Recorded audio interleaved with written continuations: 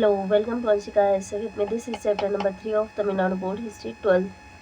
The Marcus of Wellesley 1798 से 1805. The learning objectives of this chapter is the political condition of India at the time of the arrival of Lord Wellesley, the meaning of subsidiary system, merits and defects of the subsidiary system, the Indian state that came under this system, fourth Mysore War and the final fall of Tipu Sultan, war with the Marathas, estimate of Lord Wellesley.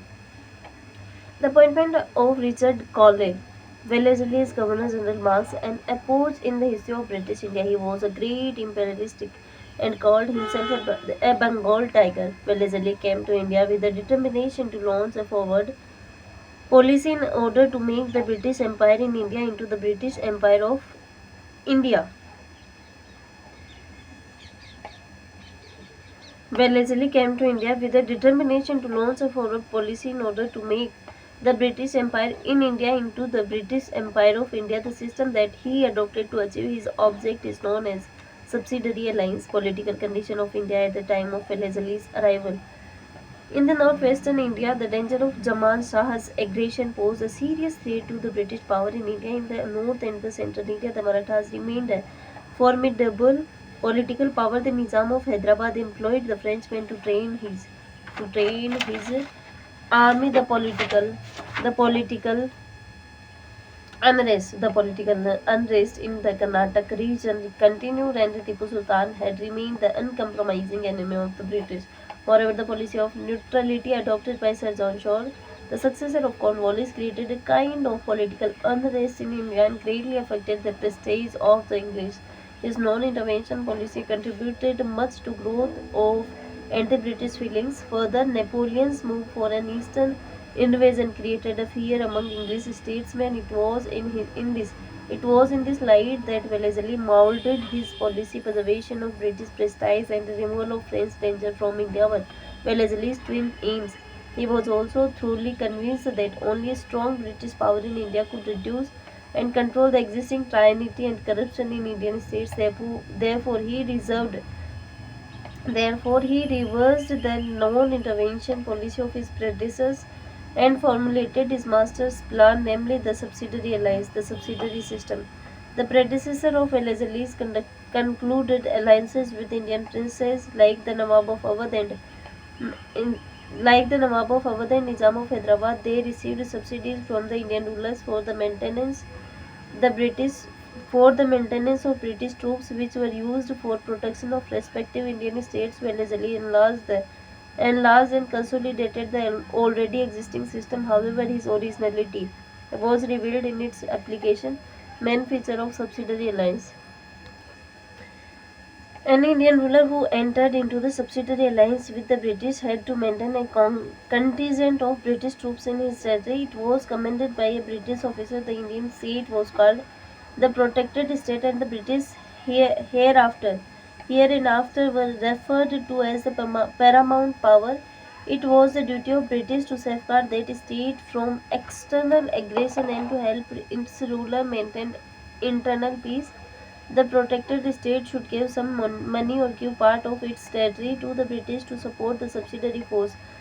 The protected state should cut off its connection with European powers other than the English and with the French in particular. The state was also forbidden to have any political contact even with other Indian power without the permission of the British. The ruler of protected state should keep a British resident at his court and disband his own army. He should not employ Europeans in his service without the sanction of the paramount power. The paramount power should not interfere in the internal affairs of the protected state. Benefits of the British. Wellesley's subsidiary system is regarded as one of the master strokes of British imperialism. It increased the military strength of the company in India.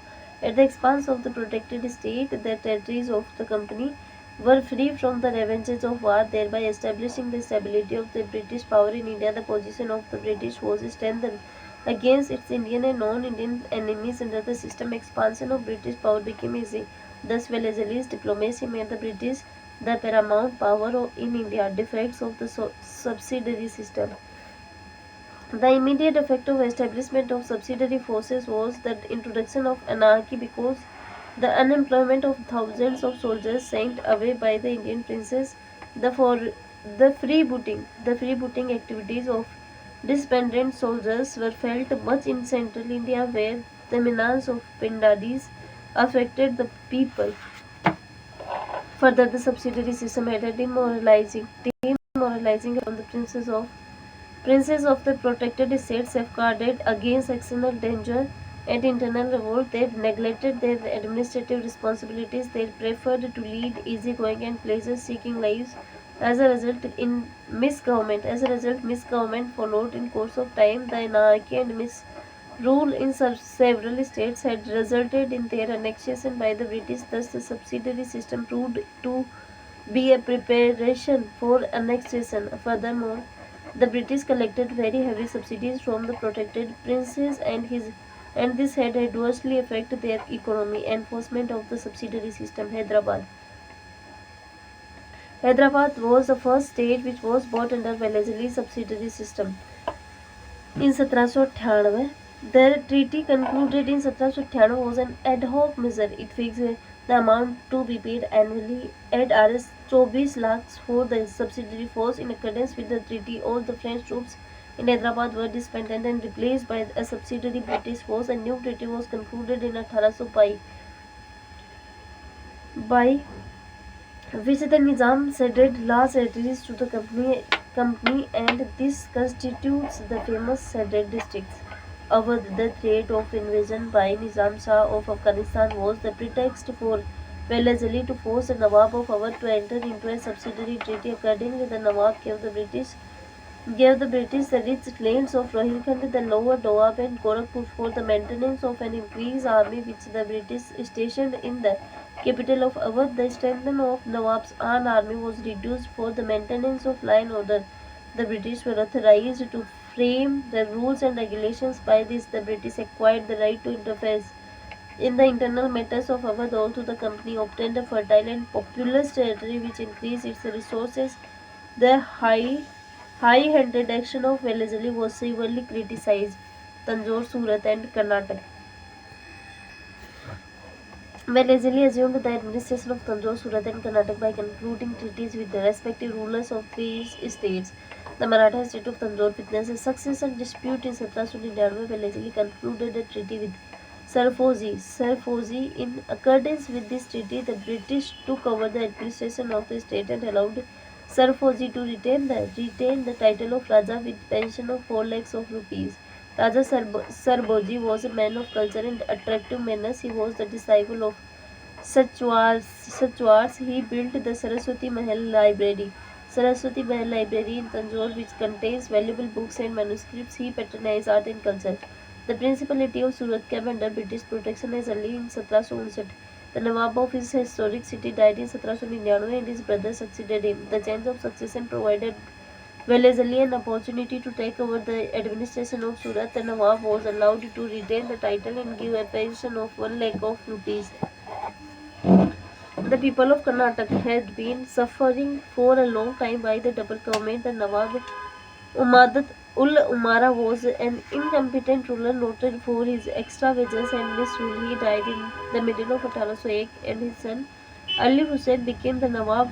Wellesley asked him to retire with a liberal pension, leaving the administration to the English. Since he refused, Wellesley signed a treaty with Azimullah, the nephew of the deceased Nawab in Tharswick. Accordingly, the entire military and civil administration of the Karnataka came under the British. The Fourth Anglo-Mysore War, 1799. The circumstances which led to the Fourth Mysore War can be summarized as follows. Tipu Sultan wanted to avenge his humiliating defeat and in terms imposed on him by the British. He also aimed in making Mysore a strong state. Tipu worked continuously to secure help to fight British imperialism. He took efforts to seek the help of the France, Arabia, Kabul and Turkey. He corresponded with the revolutionary French government. In July 1798 at Srirangpatnam, a Jacobin club was started and the flag of French Republic was hoisted. The Tree of Liberty was also planted later when Napoleon came to power. Tipu received a friendly letter from Napoleon, who was in Egypt at that time. It was at this juncture was Wellesley reached Calcutta with a mind already filled with fear of Napoleon. Therefore, he prepared for a war against Mysore. A part of his strategy, Wellesley tried to revive the triple alliance of 1790 with the Marathas. Although his proposal was not accepted by the Marathas, they promised to remain neutral. However, a subsidiary alliance with the Nizam was concluded by the British, and as a consequence, the French force at Hyderabad was disbanded.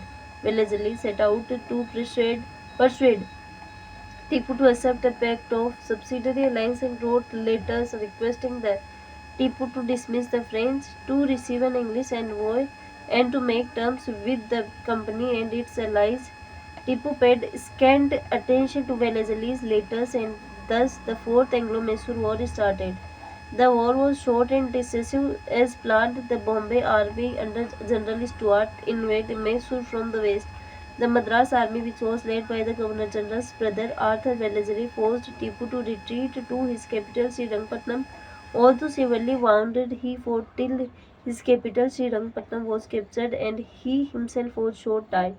Mysore after the war. With the fall of Tipu Sultan, the kingdom of Mysore fell at the feet of Wellesley. He restored Hindu rule at the central part of the kingdom. A 5-year-old boy, Krishnaraj III, a descendant of the dethroned Hindu Raja, was enthroned at Mysore, which became the capital almost after 200 years. Purnia, the previous minister, became Diwan. The remaining parts of the kingdom were divided between the British and the Nizam. The whole of Kanara, Wayanad, Coimbatore, Dharampuri, and Srirangpattinam were retained by the British, whereas the Nizam was given the areas around Gutti and the part of Chittoor and Chitaldurg districts. A British resident was stationed at Mysore. Tipu's family was sent to the fort of Wellesley and the Marathas. The only power that remained outside the preview of the subsidiary system was the Marathas. Nana Fadnavis provided the leadership to the Marathas. He was responsible for the preservation of independence of his country from the onslaught of the British. By extending a helping hand to Cornwallis against Tipu, he was able to acquire a large slice of territory as the share of Marathas from the kingdom of Mysore. His death in 1800 removed the last great Maratha leader, Peshwa Bajirao II. Despite his stately appearance and immense learning, lacked political wisdom. The infighting among the Maratha leaders proved to be self-destructive. Jaswantrao Holkar and Dolatrao Scindia were fighting against each other. The Peshwa supported Scindia against Holkar. Holkar marched against the Peshwa. The combined forces of Scindia and Peshwa were utterly defeated. The city of Pune fell at the feet of Victor, with who did not who did not hesitate to commit all sorts of atrocities, including the torturing of rich inhabitants with rich booty. Holkar returned to his capital. Peshwa Bajirao II was in great danger, so he fled to Bassein, where he signed the Treaty of Bassein with the British in 1800. Though it was a subsidiary treaty and the Peshwa was recognized as the head of the Maratha kingdom, although it was nominal, the treaty was considered the crowning triumph of Wellesley's subsidiary system. In accordance with this document, the foreign policy of the Marathas some Marathas came under British control, and therefore any action of the Maratha chiefs against the British was successfully prevented. That is the reason why the Marathas considered the treaty as a document of surrendering their independence. As an immediate response to the Treaty of Bassein, the British troops marched under the command of Arthur Wellesley towards Pune and restored the Peshwa to his position. The forces of Holkar vanished from the Maratha capital. The Second Maratha War, 1803 से 1805. Dolatrao Shinde and Raghoji Bhosle took the Treaty of Bassein as an insult to the national honor of the Marathas. Soon the forces of both the chieftains were united and they crossed the river Narmada Wellesley seized this opportunity and declared war in August 1803. Arthur Wellesley captured Ahmednagar in August 1803 and defeated the combined forces of Scindia and Bhosle at the Ayas near Aurangabad. Subsequently, Arthur Wellesley carried the war into Bhosle's territory and completely defeated the Maratha forces on the plains of Argonne. As a result, the Treaty of Devgaon was signed between Bhosle and Wellesley. The former signed the subsidiary treaty which forced him to give up the province of Cuttack in Orissa. The campaign of British commander Lord Lake against the forces of Scindia was rather dramatic. Lake triumphantly entered the historic city of Delhi and took Shah Alam, the Mughal emperor, under British protection. Lake was quick in consolidating his conquest by negotiating with the Raja of Bharatpur. He occupied Agra steadily. Sadly, this military engagement proved to be the Battle of Great Slaughter, in which thousands of Maratha soldiers perished. Scindia signed a subsidiary treaty with the British. It is known as the Treaty of Surji Arjungaon. During the war between Bhosle and Scindia, Holkar remained aloof because he was Scindia's enemy. However, when Wellesley offered an alliance, Holkar made extreme demands. This made Wellesley to declare war against Holkar. The campaign against Holkar was well organized, but the English generals, for the first time, combined blunders. Holkar remained unsubdued. Estimate of Wellesley. An unscrupulous annexationist and an advocate of forward policy, Wellesley was one of the greatest empire builders that England had ever produced. Wellesley converted the British Empire in India to the British Empire of India. The establishment of British paramountcy in India was his supreme task. He located the weak spots of the Indian powers and applied his political technique, namely subsidiary alliance. By the annexation of Karnataka and Tanjore, he paved the way for the formation of Madras Presidency. He rightly deserves he rightly deserves to be called the maker of the erstwhile Madras Presidency and the creator of province of Agra. In this manner, a great part of the Indian subcontinent was brought under company's protection. He turned the English East India Company.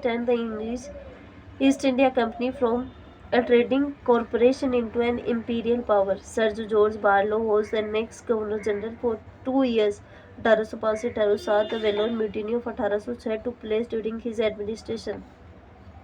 He was succeeded by Lord Minto 1807 से 13, who concluded the Treaty of Amritsar with Ranjit Singh of Punjab in 1809. The Charter Act of 1813 was passed during this period. Learning outcomes of this chapter are: the political condition in India was not favorable to the British. The techniques of subsidiary system by which Wellesley expanded the British control over the Indian states, the manner in which the Indian states were admitted into this system. Later, this led to their permanent inclusion into the British Empire. The Fourth Mysore War and the defeat of Tipu Sultan removed an important threat to the expansion of the British in India. The Second Maratha War exposed the weakness of the Maratha Confederacy and the advantage of the British. Wellesley was able to make the company an imperial power in the Indian subcontinent. Thanks for watching.